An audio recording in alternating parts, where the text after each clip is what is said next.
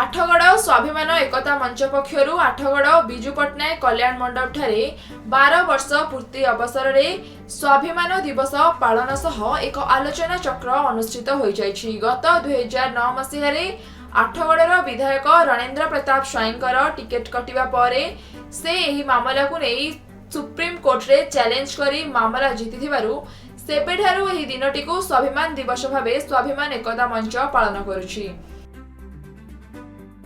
एही दिवस रे मुख्य अतिथि भावे दिल्ली विश्वविद्यालय प्रोफेसर संदीप यादव कहिथिले एही घटना केवल ओडिशा रे नुहे सारा भारत वर्ष रे चहल सृष्टि करथिला। एही दिनटी को समस्ते मन रखिबे बोली मध्य से कहिसंती। एही अवसर रे एक शोभायात्रा दलीय कार्यालय ठारू बाहरी आठगड़ बाजार परिक्रमा करी विजु पट्टनायक कल्याण मंडप ठारे जोग देथिले। एही सभा रे स्वाभिमान एकता मंचर सभापति हेमंत कुमार त्रिपाठी समेत बहु बुद्धिजीवी और स्थानीय लोके मध्य योगदान करथिले।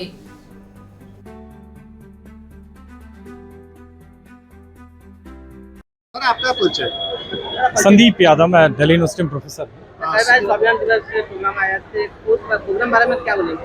प्रोग्राम बहुत ही अच्छा था और सबसे बड़ी बात ये थी कि काफ़ी संख्या में लोग आए थे, स्त्री पुरुष युवा, और वो सभी जानना चाहते थे जो घटना हुई थी यहाँ, और सभी जानना चाहते थे। विचारों में काफ़ी रुचि रखते हैं लोग यहाँ के, और एक अच्छा प्रोग्राम था ये। तो कहेंगे आज का इंडिया का पॉलिटिक्स और जो अभी का जो राजनीति है उसको आप कैसे देखेंगे?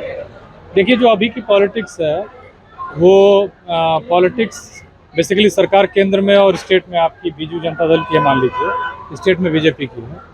उड़ीसा तो फिर भी ठीक ठाक चल रहा है, लेकिन देश में हमारे जो चीज़ें हैं उस तरह से नहीं हो रही हैं। अब जैसे लोगों को आप रिलीजियस माइनॉरिटीज़ को टारगेट करोगे तो देश कैसे प्रगति करेगा?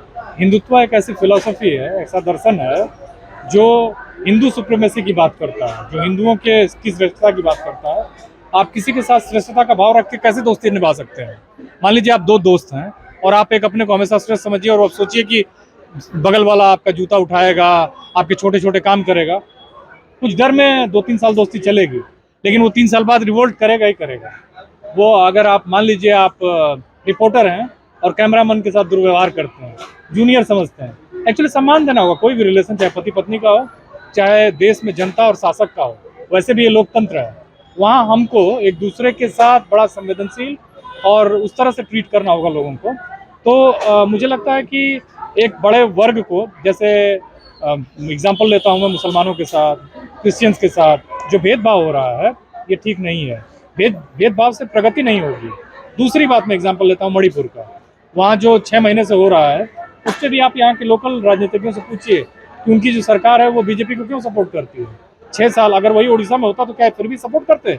कहीं किसी भी प्रदेश में ये सब होना कोई अच्छी बात नहीं है। तो मेरा कहने का मतलब है कि पीस, शांति ही किसी भी प्रगति का आधार हो सकता है। जैसे दो दोस्तों का, फिर से मैं उसी एग्जांपल पे वापस आता हूँ, दो दोस्तों में अगर पीस है, एक विश्वास है, तो वो रिश्ता आगे बढ़ेगा।